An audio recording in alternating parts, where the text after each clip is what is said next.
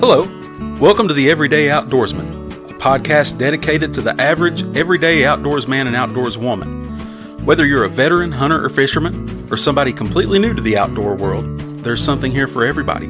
So come on in, get comfortable, and enjoy the show.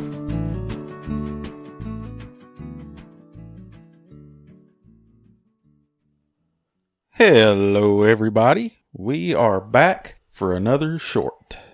What do you say, Quentin? Well, I don't know. You're speechless? I am speechless. So I thought a good topic to talk about today is involvement on the part of outdoorsmen and women like you and myself. Outdoors people. In conservation organizations, of which there are plenty. A lot. Whatever you hunt. I'm not just talking about only deer hunters or only waterfowl hunters. Literally, if you are involved in any aspect of hunting and fishing, there is a conservation organization that is benefiting you. Mm-hmm. If you can hunt it or fish it, there's something out there, some organization out there that puts in a lot of man hours to help that sport to remain and to help the animals, the habitats that are there. Yes. Couple that just off the top of my head, National Wild Turkey Federation, Ducks Unlimited, Rocky Mountain Elk Foundation, Quail, I think it's Quail Forever.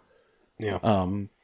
Are all that's just a small taste of organizations that's sole purpose is to increase or maintain the populations of those animals that are in their name, and by default benefit wildlife species that we don't hunt. A prime example of that is Ducks Unlimited. Mm-hmm.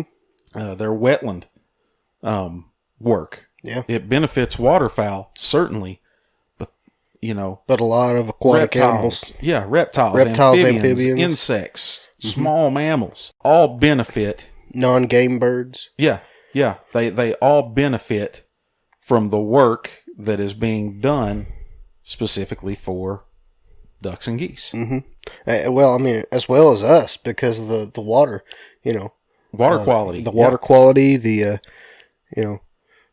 just the habitat itself, Yeah. Because a lot of those wetlands are also places where people like to fish and stuff like that also. Yeah.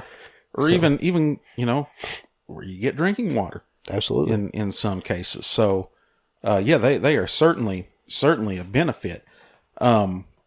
To even further simplify it, just buying your hunting and fishing license is going to improve game and habitat in the state that you live in. Yeah.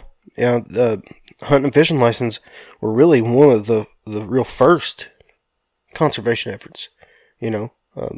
Putting regulations on hunting and having people buy a license was one of the ways that they funded all of this habitat restoration and game restoration and everything else. Yeah.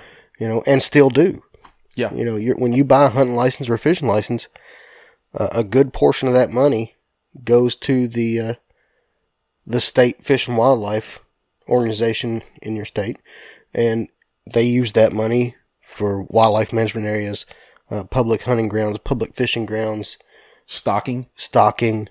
Here in Kentucky, both deer and turkey were reintroduced over the years. And elk. And, basically just about every game species that we hunt in the state. Yeah, black bear. Was reintroduced. And a lot of that money came from hunting and fishing license. Yeah, and what didn't come from hunting and fishing license, a large portion came from these nonprofit organizations that we mentioned earlier.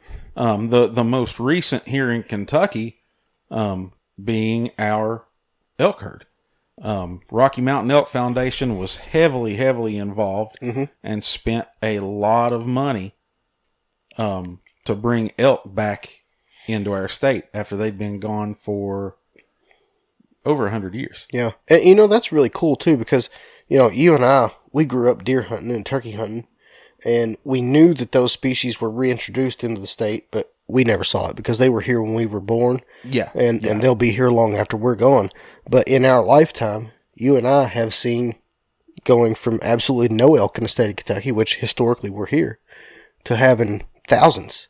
Yeah. Yeah. And still to being able to drive down the road. Yeah. And see. Yeah. Have to watch out for elk. Yeah. Yeah. For them to have to put those yellow elk crossing signs up on. The first one of those I ever saw, I lost it. It was the funniest thing I'd ever seen. Yeah. But I wanted to take one. When we lived in Pike County. That's illegal, Jay. I know. And I didn't, but I wanted so badly to take one. You could probably order one of those. I'm sure you want me to order you one? For Christmas? Yeah. Sure. Well, now I'm obligated. You offered. You might be able to order one from the Rocky Mountain Elk Foundation, and then guess what? The money that you spent will go into elk conservation. That's right. That's right. And that's the thing. You don't necessarily have to join one of those organizations to support them. You can do things like buying your duck stamp or buying something from that organization, National Wild Turkey Federation or the Rocky Mountain Elk Foundation, and that money that you spend on whatever it is you're buying from goes to that effort. Yeah. And there's so many ways to join. I'm used to be heavily involved in the National Wild Turkey Federation. Now I'm involved in Ducks Unlimited. In both of those circumstances, they hold an annual banquet. $40, $50 for a ticket for you to attend that banquet. And for $40 or $50, you're getting a membership. You're getting your name entered in for prizes. And I'm not talking little prizes. I mean shotguns, rifles, knives, artwork, all kinds of neat things. And you're getting a nice meal and evening out. It's a awesome way to take the wifey on a date. Yeah. And get something for you. And get something for me. Yeah. And that money is all going to benefit these animals that we love to hunt or catch. That's a triple win. There's no downside. Yeah. No downside. You can literally support an organization that keeps your sport going for what it costs to get a box of shells. Granted, they're higher end shells, but still, it's well worth it. Or 2021 shells, whichever you want. Or 20. Gosh, that's the truth. Quentin and I were talking there earlier. I was floored. I was looking for a certain deer cartridge that I was starting to run low on, and I paid $20 for it at the beginning of 2020, and I got online to look for them last night to buy some more, and they were $40 a box. Times are hard. Times are changing. I may have to go back to the old days where they took a file and filed an X into the head of a bullet to make it expand. Just do that with my target ammo. Muzzleloading season is coming up here in the state of Kentucky, and of course, shotgun primers are non-existent. and at the gun store I work at, we're having a lot of people coming in looking for muzzleloading components, and shotgun primers is one of the top ones. Because why would you do it 2 months ago? There's nothing like taking it down to the last minute. They weren't there 2 months ago either, but I understand that too. But I've been making the joke the whole time. Well, you might just have to go back the old ways with a flintlock, and they're like, that's crazy. I'm like, well, that's what I'm hunting with. I do it. that's what I'm taking. Fortunately, I had enough forward thought. The way I look at it, largely, there are exceptions. If I know I'm going to use it over time, I'll buy a little extra. Oh, yeah.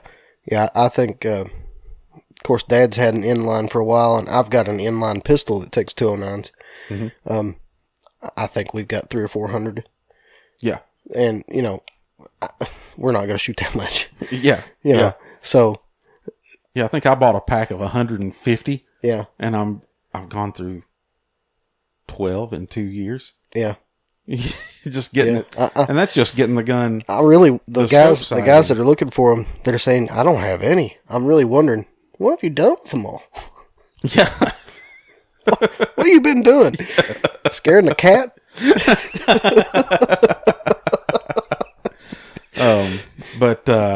Well, there was that tangent that we've tried to avoid. Yeah, well, what fun is life if you can't go down different avenues? That, like I said, there is an organization that suits what you do.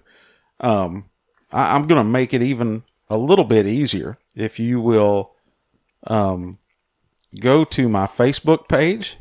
If you could like it, the page, that would be a big help. Lets me know that you're listening. And don't just like it.